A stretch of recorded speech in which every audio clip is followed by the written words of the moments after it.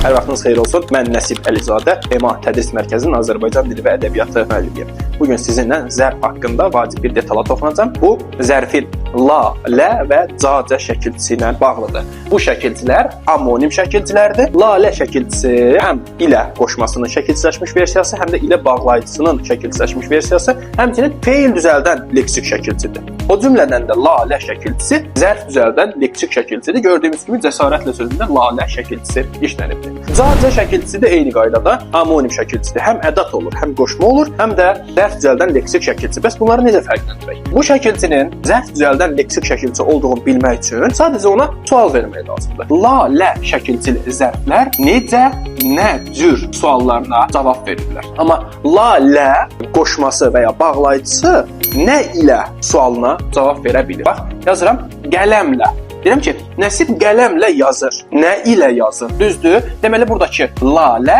leksik şəkilçi deyil. Amma Nəsib cəsarətlə danışır. Necə danışır? Nə cür danışır? Düzdürmü? Yəni, burada artıq la, lə leksik şəkilçi olacaq.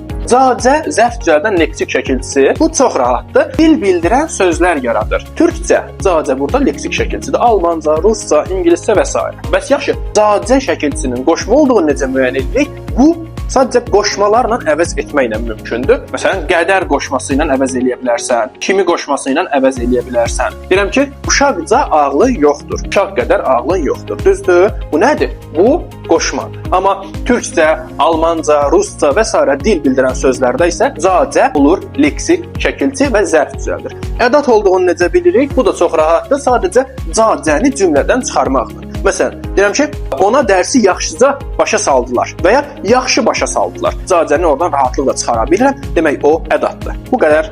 Növbəti videolarda görüşənə qədər.